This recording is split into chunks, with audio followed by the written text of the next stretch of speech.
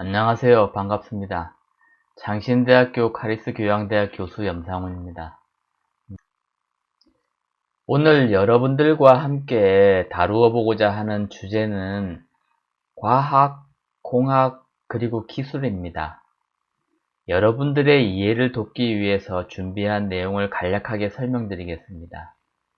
우선 강의 주제와 관련한 약 4분 정도의 매우 흥미롭고 역사적인 영상을 준비를 했거든요. 그 영상을 시청하시고 난 다음에 제가 그 영상과 강의 주제를 접목시켜서 강의를 할 계획입니다. 한 가지 팁을 드리자면 영상 내에 오늘 두 번째 강의에 퀴즈들이 다 숨어져 있습니다. 그러면은 영상을 시청하시고 난 다음에 조금 있다가 뵙도록 하겠습니다.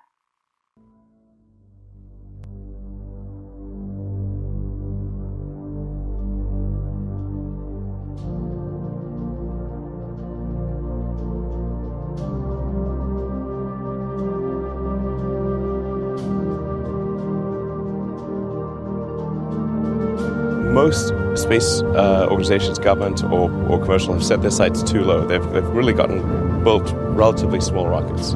And Falcon Heavy is the first time that there's something that's arguably even in the super heavy class, or somewhere between heavy and super heavy.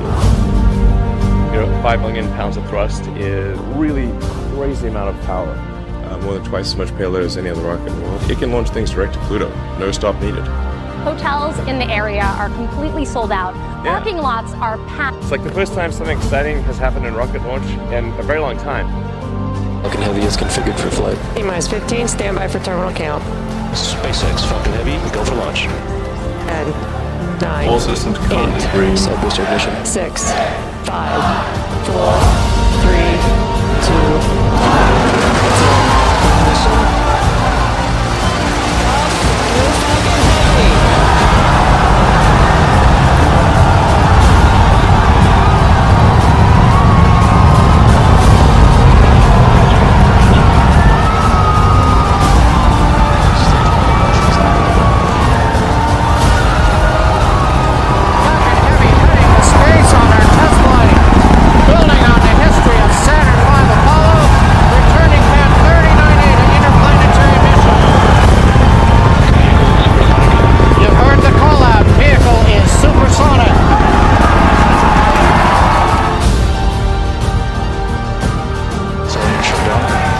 Side boosters, beacon.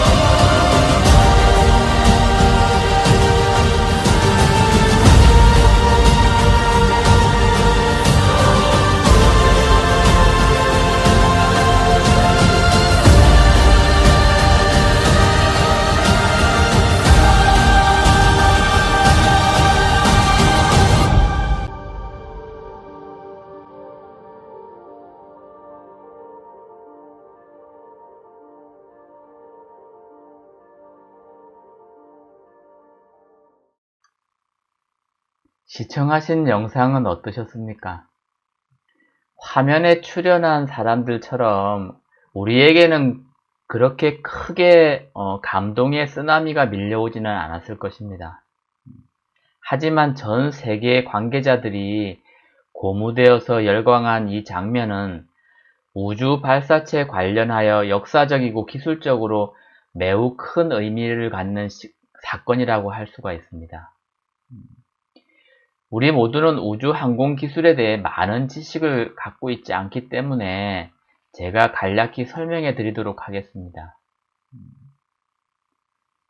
지금까지 개발된 모든 우주 발사체는 목적에 따라 크게 두 종류로 나누어집니다. 첫 번째, 유인 우주선이냐 무인 우주선이냐 하는 것입니다. 다시 한번 부연 설명을 해드리면 사람이 탑승을 해서 우주로 발사되는 우주선인지 아니면은 사람이 탑승하지 않은 것인지 두 가지 종류로 나눠진다라는 뜻입니다. 지금 화면에 보이는 유인 우주 시스템 같은 경우는 사람이 탑승하는 우주선입니다. 지구에서 출발해서 대기권을 지나서 우주로 진입을 하게 되거든요. 그리고 난 다음에 개발된 목적에 맞춰 프로젝트를 수행하게 됩니다. 그리고 프로젝트를 수행하고 난 다음에 유인 우주선인 경우는 지구로 다시 복귀를 할 수 있도록 설계가 되어지는 것입니다. 우주인 같은 경우 우주에서 계속 생활을 하고 평생을 그렇게 살 수 없지 않습니까? 그러니까 일정 프로젝트를 마치고 나면은 다시 지구로 귀환할 수 있는 시스템이 갖추어져 있어야 되는 것입니다. 그리고 두 번째 경우는 무인 우주 시스템입니다. 무인 우주선 시스템입니다. 이 경우 대체적으로 프로젝트를 수행하기 위한 장비를 운반을 하게 되는데요. 가장 대표적인 것이 인공위성입니다. 우주의 설계된 궤도에 진입을 하게 되면 작동하는 인공위성을 탑재해서 우주로 발사시키는 경우가 대부분이라고 보시면 될 것 같습니다. 우리나라에서도 발사된 나로호 우주 발사체의 경우 인공위성을 탑재한 무인 우주선입니다.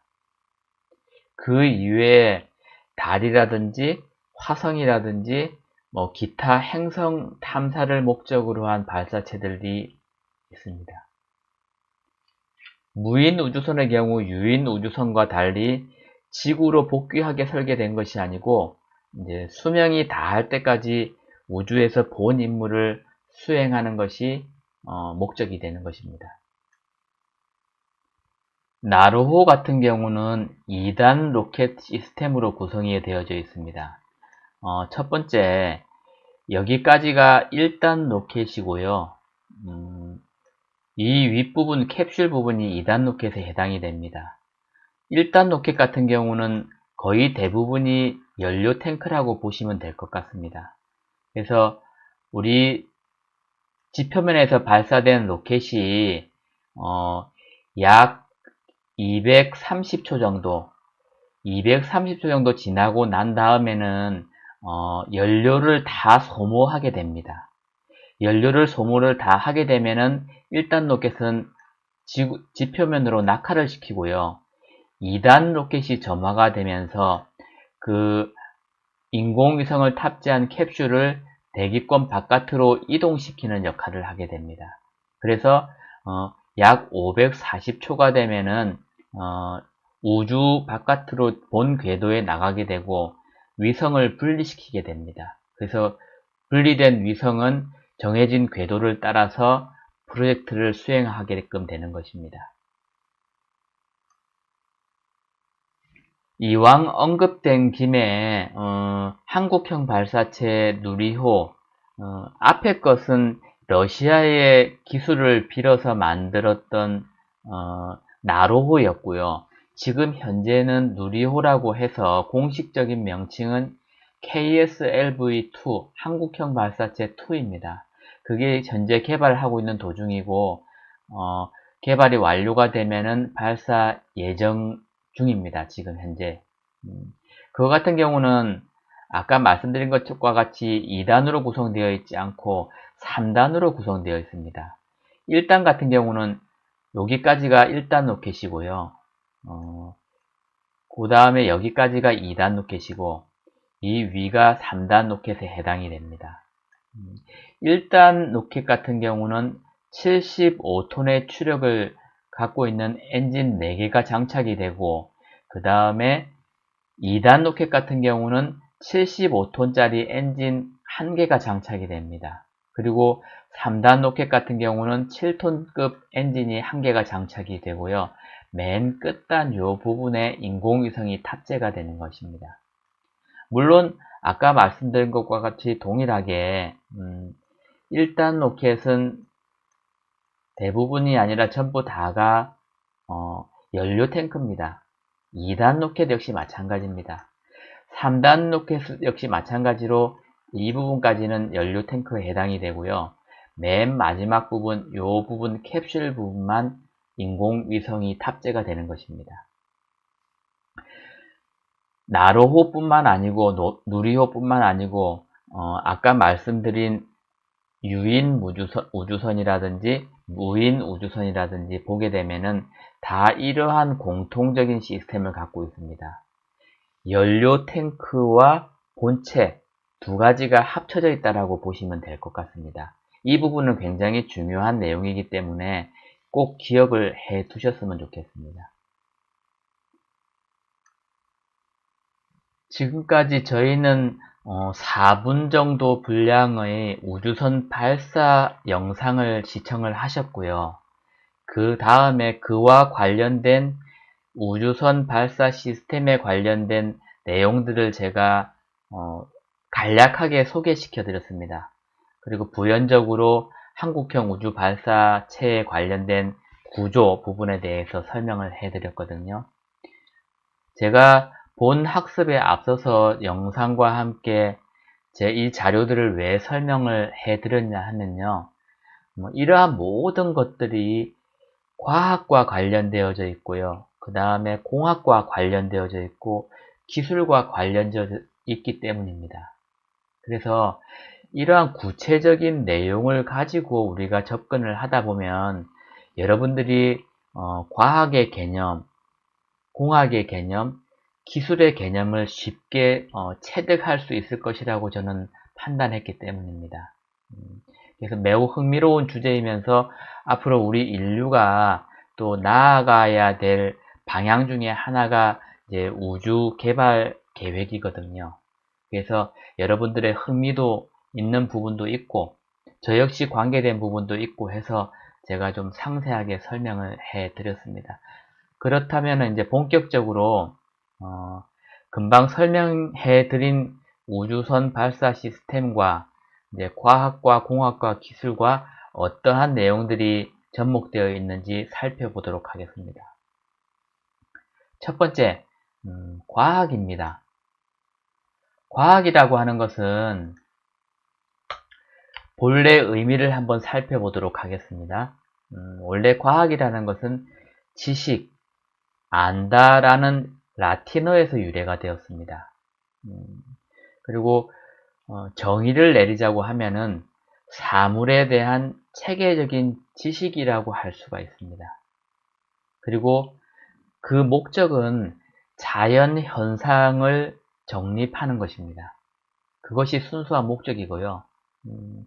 예전에 오래전부터 동양에서도 이 서양에서 사이언스라고 하는 과학에 대해서 대체된 용어가 있었습니다.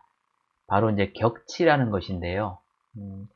격치라는 뜻은 사전적 의미로 이제 사물을 깊이 연구해서 지식을 넓히는 것이라고 아마 여러분들도 한번 들어봤을 것입니다.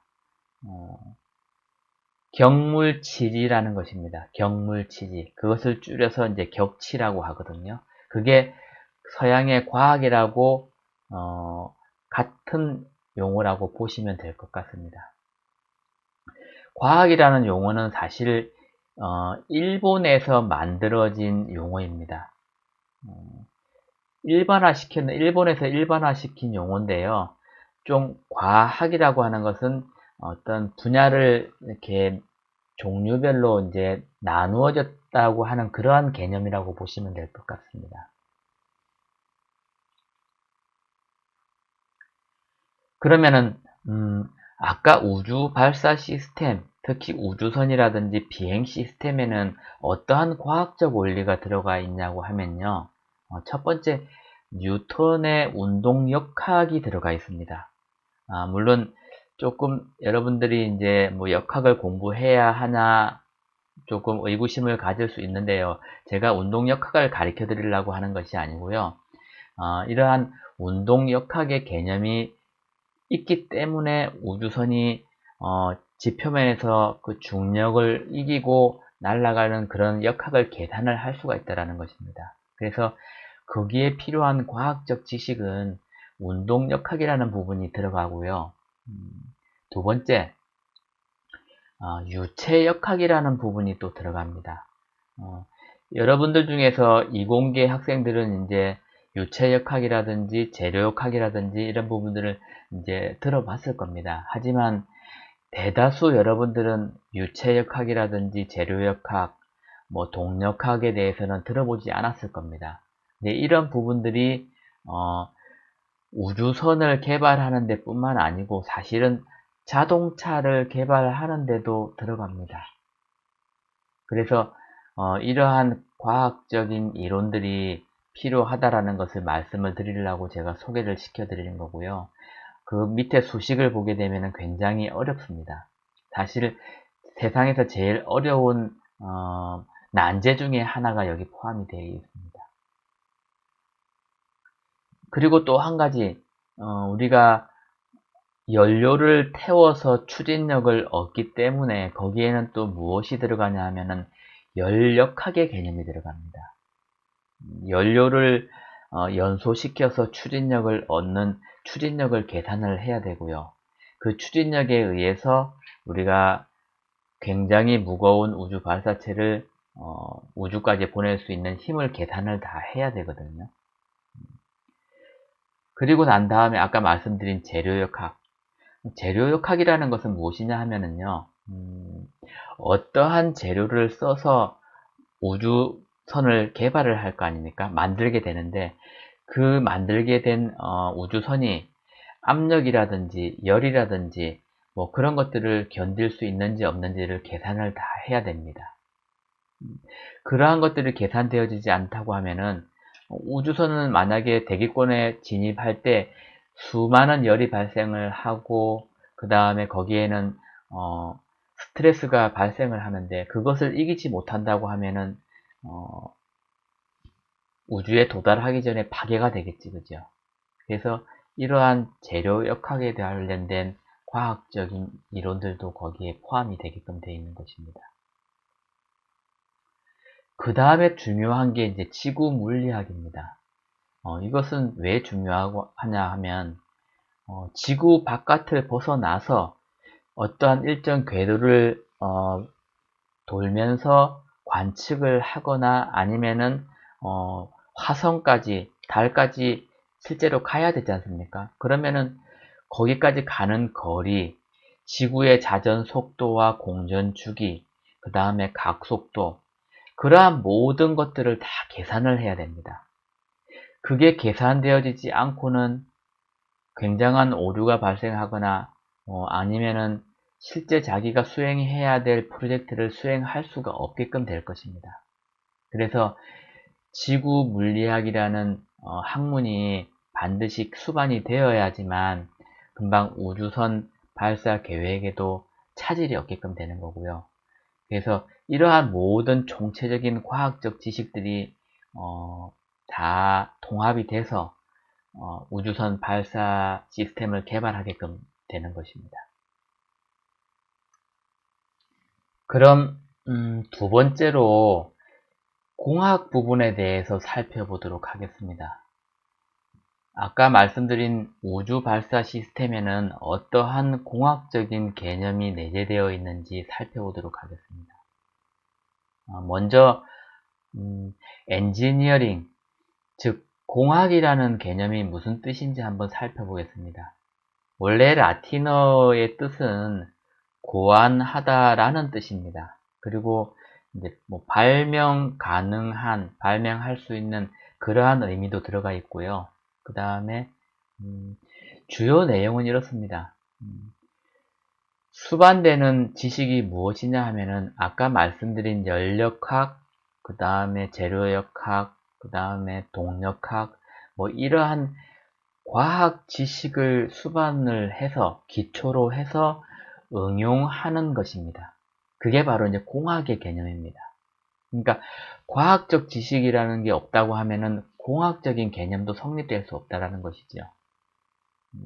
그래서 주 목적이 있습니다. 공학이라는 주 목적은 현실적인 문제를 해결해서 해결하는 활동을 뜻하고요. 그 다음에 또 창의적인 활동을 뜻합니다.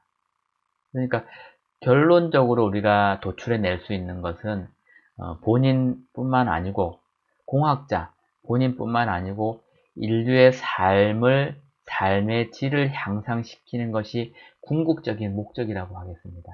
그게 바로 공학의 개념입니다. 다시 한번 정리해드리면 공학이라는 것은 과학적 지식을 기초로 해서 응용을 하는 것이고요.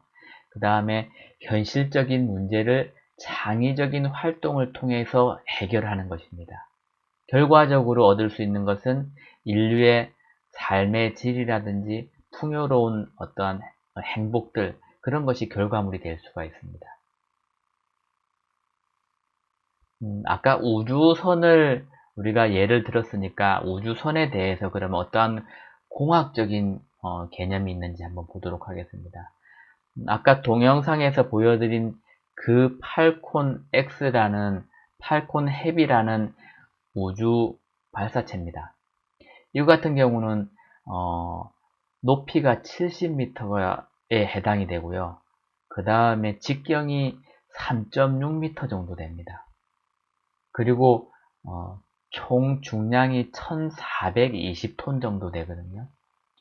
1420톤이라고 하면은 자동차 한 대의 무게가 약 2톤이라고 봤을 때 자동차 700대의 그 무게라고 생각을 하시면 될 것 같아요. 자동차 700대를 들어 올려서 우주로 이제 쏘아 보낸다라고 했을 때 얼마만큼의 힘이 필요할지 그 추진력을 계산을 다 해야 되거든요. 아까 말씀드린 과학적 역학의 개념을 빌어서 수반해서 다 수식으로 계산을 해서 얼마만큼의 추력이 필요한지 그것을 다 계산을 해야 됩니다. 그러한 내용들이 지금 나와 있고요.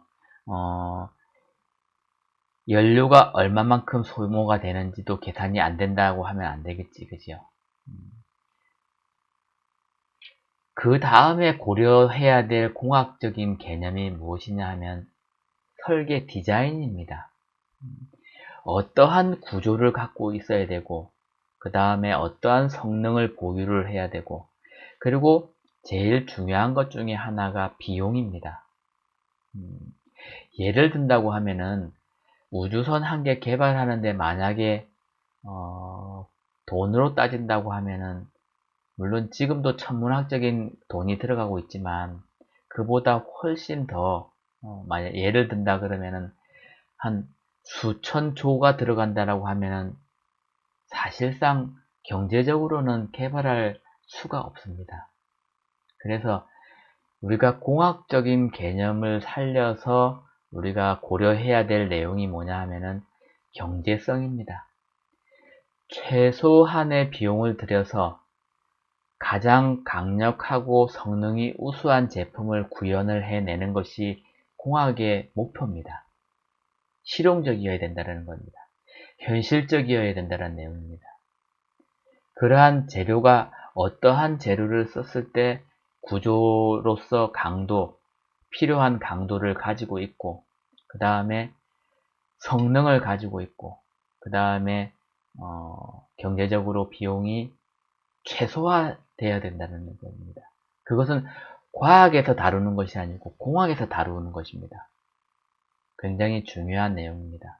그래서 여러분들이 만약에 공학자가 되려고 하면은 지금 제가 말씀드리는 내용들을 잘 다루고 설계를 할 수 있어야 되는 것입니다.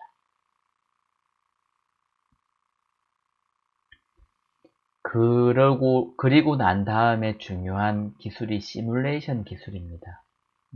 저 역시도 이 부분에 대단히 관심이 많고 여기에 관련된 연구 활동을 상당히 많이 했습니다. 쉽게 설명을 해드리면 이렇습니다. 수많은 돈을 들여서 우리는 분명히 우주선을 개발을 할 겁니다. 그런데 만약에 우리가 아무런 시험이라든지 시뮬레이션 없이 시험체를 바로 만들어서 발사를 했을 때 그 성공 가능성은 매우 희박합니다. 그리고 만약에 실패를 했을 때 천문학적인 돈이 그냥 먼지로서 날아가 버리게 되는 겁니다. 그래서 그 시행착오를 줄이기 위해서 하는 공학적인 기술이 무엇이냐 하면은요, 그것을 가상 시뮬레이션을 하는 겁니다. 모사를 한다라고 얘기를 하는데요. 실제로 우주선 설계를 해서 컴퓨터 상에서 우리가 대기권을 벗어나는 그 단계를 실제로 시험을 컴퓨터 시뮬레이션을 통해서 그게 가능한지, 열이 얼만큼 발생하는지, 응력이 얼마만큼 발생을 하는지를 모두 다 계산을 하게 됩니다. 그리고 만약에 부족하다고 생각을 하게 되면은 다시 재설계에 들어가서 그 요구 조건에 맞게끔 다시 설계를 반복하게 되는 것입니다. 거기에서 발생하는 열을 견딜 수 있는 구조, 그것을 개선을 하는 과정을 여러 차례 반복을 해서 시뮬레이션을 하게끔 되는 것입니다. 그 시뮬레이션을 첫 번째 통과를 하고 난 다음에 그 다음 단계 시제품을 만드는 단계로 넘어가게 되는 것입니다. 그래서 이 시뮬레이션 단계는 나중에도 따로 제가 강의 시간에 굉장히 시간을 많이 들여서 설명을 해 드리겠지만 굉장히 중요한 학문이면서 그 다음에 21세기 그 앞으로 여러분들이 미래에는 굉장히 중요한 기술 중에 하나가 될 것입니다. 시뮬레이션 기술을 잘 하는 사람, 다룰 줄 아는 사람은 앞으로 굉장히 촉망받는 미래를 확보한다라고 보시면 될 것 같아요. 이러한 공학적인 개념을 모두 통합을 시켜서 우리는 성공적인 우주 발사 계획을 할 수가 있습니다. 프로젝트를 수행할 수가 있습니다. 지금 보시는 것들은 아까 말씀드린 시뮬레이션 기술들을 이제 포함한 것들인데요. 그 팔콘 X가 스페이스 X에서 이제 만든 팔콘 헤비 스페이스 X 우주선이 지구 대기권을 벗어나서 우주까지 도달하기 위한 모든 시스템을 계산을 하고 그 다음에 시뮬레이션을 하는 모든 과정들이 다 통합되어 있다라고 보시면 될 것 같습니다. 여기까지가 이제 공학적인 개념들입니다. 다음으로는 이제 기술적인 개념에 대해서 살펴보도록 하겠습니다. 지금까지는 과학과 공학에 대해서 살펴보았고요. 이제 마지막으로 기술에 관련된 내용을 살펴보도록 하겠습니다.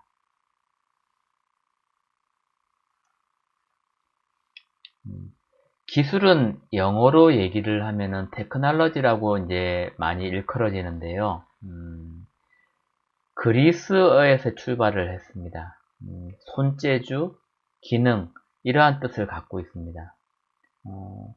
꼭 사전적인 의미를 살펴보면은 생산자 등이 갖고 있는 특별한 기능을 이야기할 때 우리는 기술이라고 얘기를 할 수 있습니다. 그래서 기능과 기술에 관련된 내용을 조금 여러분들이 구분을 하실 수 있어야 되거든요. 기능이라는 것은 정확하게 이야기하면 기계를 만드는 실제 행위를 말하는 거고요. 기술이라는 것은 이러한 것들의 지식이라든지 통합된 학문을 말하는 것입니다. 이게 굉장히 중요합니다. 그래서 기능과 기술을 구분을 꼭 하실 수 있어야 되고요. 기술에 대한 내용은 어떤 것이 있는지 한번 살펴보도록 하겠습니다. 자, 우리 앞에서 계속 보아왔던 내용들과 일치시키기 위해서 우주선을 발사를 시켰고, 그 우주선을 만드는 지금 공정에 대해서 지금 사진을 보여드리고 있습니다. 지금은 캡슐인데 우주선을 만드는 실제 기술에 관련된 내용들입니다. 지금 같은 경우는 엔진 추력을 담당하고 있는 엔진이거든요. 엔진 노즐 디퓨저라고 얘기를 하는데, 이 사람, 지금 화면에 보이는 이 사람은 지금 이러한 시스템 만들어진 내용을 검사를 하고 있는 도중입니다. 검사를 하는 과정은 그러면 기능에 들어가겠습니까? 기술에 들어가겠습니까? 물론 두 가지 다 들어갈 수 있습니다.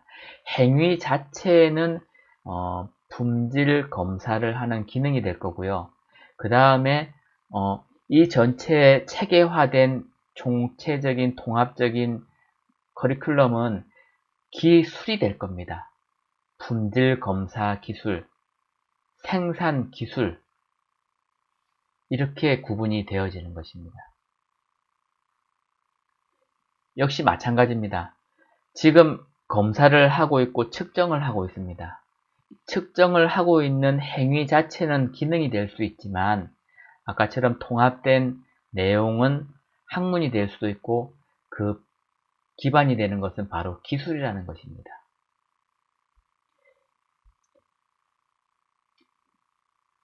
여기까지 저희는 과학과 공학과 기술에 대해서 살펴보았고요. 어떠한 과학과 공학과 기술들이 우주선 개발 계획에 포함이 되는지, 접목이 되어 있는지에 대해서 자세하게 살펴보는 시간을 가졌습니다. 여러분에게 당장 도움이 되는 내용은 분명히 아닐 것입니다. 하지만 우주선 개발 계획뿐만 아니고 흥미로운 주제를 가지고 우리가 과학적인 개념, 그 다음에 기술적인 개념, 공학적인 개념을 구분지어서 살펴보았거든요. 아마 한 번 들어서 이것을 다 이해할 수는 없을 겁니다. 그래서 만약에 조금 더 관심 있는 학생이라고 하면은 한 번, 두 번 정도, 세 번 정도 듣다 보면은 굉장히 흥미가 있으면서 이게 과학이고 이게 공학이고 이게 기술이구나 라는 것을 충분히 아실 수 있을 것 같습니다. 마지막으로 제가 설명해 드리고 싶은 소개해 드리고 싶은 내용은 저번 주에도 제가 소개를 해 드린 내용 중에 하나인데요. 워낙 유명한 과학자이기 때문에 제가 한 번 더 설명을 해 드리도록 하겠습니다. 로켓 과학자이면서 이제 스스로 공학자라고 일컬은 사람 중에 한 사람인데, 폰 카르만이라고요. 그래서 과학자는 있는 것을 연구하는 사람이지만 공학자는 결코 없었던 것을 창조하는 사람이다 라고 이야기를 했습니다. 우리가 오늘 배웠던 주제하고 가장 밀접한 관계가 있는 명언이다 보니까 다시 한번 소개를 시켜드렸고요. 여러분들한테 유익한 시간이 되었으면 합니다. 특히 과학과 공학에 관계되지 않은 다른 학문을 연구하는 학생들이 많이 있을 건데, 이번 기회를 통해서 과학이 무엇인지, 공학이 무엇인지, 기술이 무엇인지 누구한테 설명할 수 있는 그러한 개념을 정립할 수 있는 시간이 되었으면 좋겠습니다. 여기까지 경청해 주셔서 대단히 감사합니다.